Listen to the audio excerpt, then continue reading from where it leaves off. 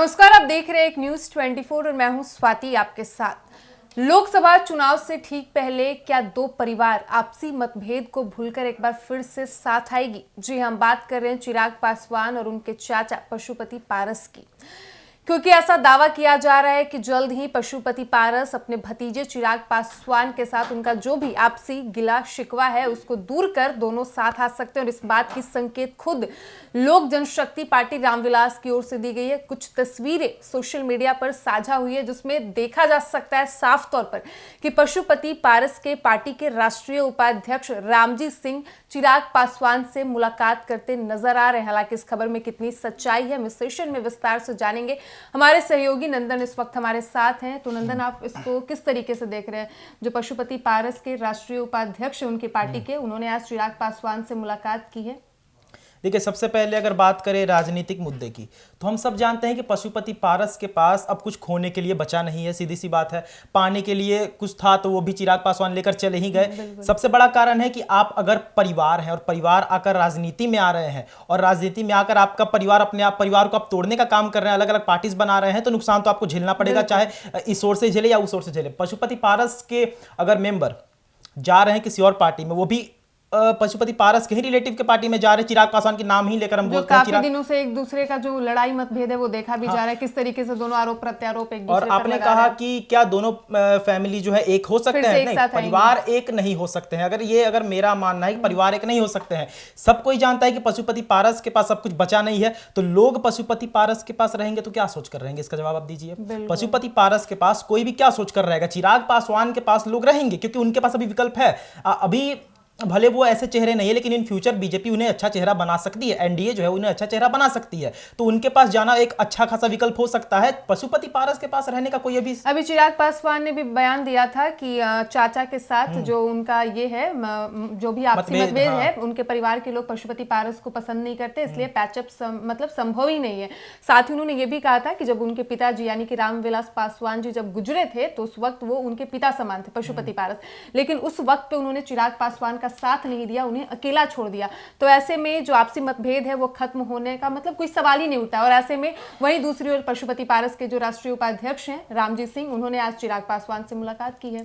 देखिए, रामजी सिंह की जहां तक बात करें तो उनके मन की अगर बात करें तो उनके मन में भी कहीं ना कहीं, हम जैसे इसके पहले बोले थे कि पशुपति पारस के पास वो रहते तो क्या प्रॉफिट होता, कोई एक प्रॉफिट हमें गिनवा दे। हो सकता है वो अपने पार्टी को लेके वहां पे बात करने गए हो, पशुपति पारस चाहते होंगे कि वापसी जो परिवार का जो मतभेद है वो अब खत्म कर दिया जाए। यहाँ पर दो चीजें निकलती है ना, हो सकता है कि पशुपति पारस ने उन्हें अंगद बनाकर भेजा होगा क्योंकि वो उनके बेहद करीबी रहे हैं, उनके सलाहकार रहे हैं। अब जाइए, चिराग आपकी रिस्पेक्ट भी करते हैं, तो आप जाइए उनसे बातचीत करिए और मतभेद सुलझाइए। या अभी कुछ बचा तो है नहीं, लोकसभा चुनाव भी इतना नजदीक आ गया है। लेकिन इस चीज को हम ये समझ सकते हैं कि आपने सही कहा, लोकसभा चुनाव नजदीक आ चुका है और कुछ बचा नहीं है, सब कुछ क्लियर हो चुका है। तो ये तो कहीं ना कहीं से क्लियर हो नहीं पाता है कि वो अंगद बनकर एक गुप्त सोर्स बनकर गए होंगे कि हमें मिला ही दीजिए। नहीं, वो ये सोच कर गए होंगे, नहीं, वो ये सोच कर गए होंगे कि मेरा तो इस पार्टी में कुछ है नहीं, अब चाहे तो लोजपा से हमें हो सकता है कि कुछ हमें भी सीट मिल जाए, अगर हमारा भी कोई करियर है वो जो बन जाए। चिराग पासवान की बात करें तो चिराग पासवान को क्या खुद पर बिलीव है?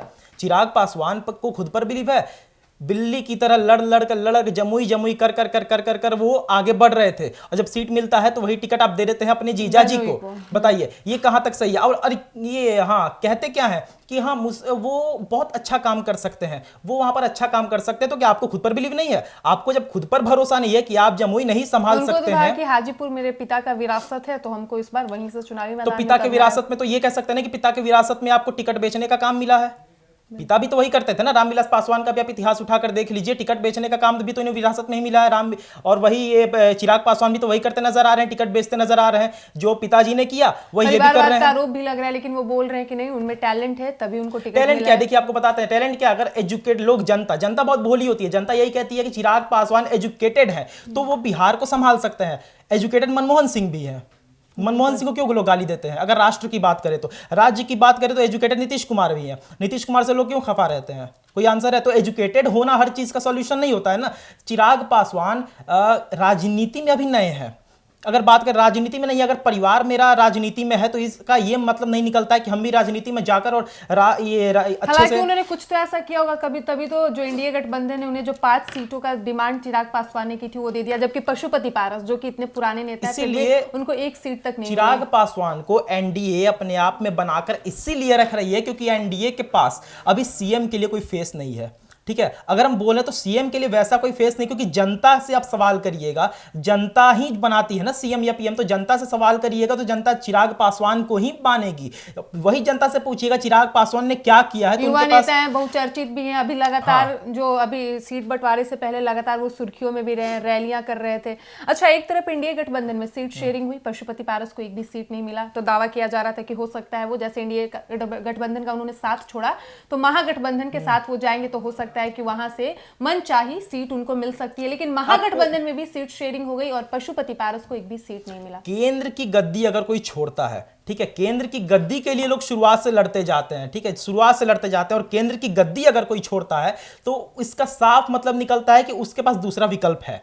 ठीक है, और दूसरा विकल्प जब इन्होंने केंद्र की गद्दी छोड़ी थी तो वो फेल हो गए, वो फेल ही ना, तो दूसरा विकल्प इनके पास वही ना था कि महागठबंधन ज्वाइन करें। लेकिन महागठबंधन में भी इनको क्या सोचकर लोग रखते, लोग तो यही सोचते ना कि एनडीए से इन्हें धोखा मिला तभी यहां पर आए, तो इन पर भरोसा क्या लगता है पशुपति पारस का हाल हो गया है, न घर के न घाट के हो ही गया है। आप किसी से भी जानिए, आप सर्वे करा लीजिए, पशुपति पारस अब कहीं के नहीं रहे। चिराग पासवान की बात करें तो इन फ्यूचर तो कोई भविष्य कोई देखता नहीं लगी, लेकिन अगर इन फ्यूचर की बात करें तो सीएम भी एनडीए उन्हें बना सकती है। लेकिन इस समय जो वो काम का टिकट बेचने का कर रहे हैं, आपको पता होगा शुरुआत से जमुई करके रट लगाए हुए थे, लेकिन जब मिला सीट तो टिकट किसी और को बेच दिए, ये कहकर कि वो हमसे अच्छा काम कर सकते, वो भी किसको, अपने परिवार में ही, अपने जीजा जी को। हाजीपुर से चुनावी मैदान में उतरना चाहते हैं। हाँ, और अपने ये क्या कहते हैं परिवार को ही बेचे, तो परिवारवाद का दाग तो आप पर भी लगेगा ना। ऐसे में पशुपति पारस क्या कदम उठाएंगे, क्योंकि दोनों इंडिया गठबंधन में भी सीट शेयरिंग हो गया, महागठबंधन में भी, और कहीं से उन्हें कोई नहीं, एक भी सीट नहीं मिला।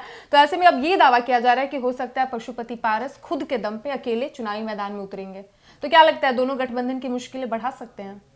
क्या, कैसे मुश्किलें बढ़ा देंगे? क्या है उनके पास? सवाल है क्या है उनके पास कि अगर वो निर्दलीय उतरते हैं अपने दम पे चुनावी मैदान में तो थोड़ा बहुत तो वोट जरूर काटेंगे, दोनों पार्टियों का थोड़ा तो नुकसान होगा। पशुपति पारस के पास सबसे सही चीज है कि वो कभी भी कंट्रोवर्सी में नहीं बनते हैं। ठीक है, सिर्फ एक ये चीज है कि वो कभी भी कंट्रोवर्सी में नहीं बनते। अभी भी उन्होंने चुप्पी साधे हुए, उन्होंने अभी खुलकर कुछ भी नहीं कहा है। इसीलिए तो बहुत सारे नेता थे जो नाराज भी थे। ठीक है, आप एनडीए में भी बहुत बयान सुन लीजिए, जब उन्होंने केंद्रीय पद से इस्तीफा दिया था तो बहुत सारे नेताओं ने यही कहा था कि हाँ, पशुपति पारस से हमारा कोई मतभेद नहीं है, क्योंकि पशुपति पारस तो दिल के बहुत पहले सही भी हैं। सम्मान देते थे, आगे भी देंगे। हाँ, लेकिन अभी चिराग पासवान को आगे किया जा रहा है तो उनको साथ देना चाहिए। लोगों ने यही कहा कि हम दोनों में से किसी एक को ही चुन सकते थे ना, अब कोई किसी को एक सीट मिलता तो बुरा लग जाता है। गठबंधन ने तो साफ बोल दिया था कि पार्टी एक है तो सीट एक ही मिल, 5 सीट है तो आप लोग दोनों को 5 में ही अपना बंटवारा करना है। अब उन्हें ज्यादा चाहिए होगा तो इस पर कोई क्या कर सकता है। लेकिन बात यहां पर आकर रुकती है कि चिराग पासवान के पास अगर कोई जाता है मुखबिर बन के, तो इसका आपने कहा, सही कहा कि 2 चीजें निकलकर सामने आती है। पहला कि विलय कराने के लिए,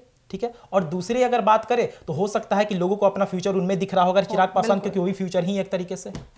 तो जैसा कि आपने सुना, लोक जनशक्ति पार्टी रामविलास के राष्ट्रीय अध्यक्ष चिराग पासवान से आज पशुपति पारस गुट के राष्ट्रीय उपाध्यक्ष रामजी सिंह ने मुलाकात की, जिसके बाद अब ये दावा किया जा रहा है, सूत्रों के हवाले से यह कहा जा रहा है कि हो सकता है पशुपति पारस को ना इंडिया गठबंधन से सीट मिली एक भी, और ना ही महागठबंधन में सीट शेयरिंग हुई तो पशुपति पारस को एक भी सीट मिली। तो ऐसे में हो सकता है उन्होंने ये निर्णय लिया है कि जो आपसी हमारा मतभेद चल रहा है परिवार में, उसको खत्म करके दोनों परिवार को एक बार फिर से साथ ले आए। हालांकि देखना दिलचस्प ये रहता है कि चिराग पासवान क्या निर्णय लेते हैं। फिलहाल इस वक्त की खबर में इतना ही, और ऐसे ही तमाम खबरों के लिए बने रहिए हमारे साथ। धन्यवाद।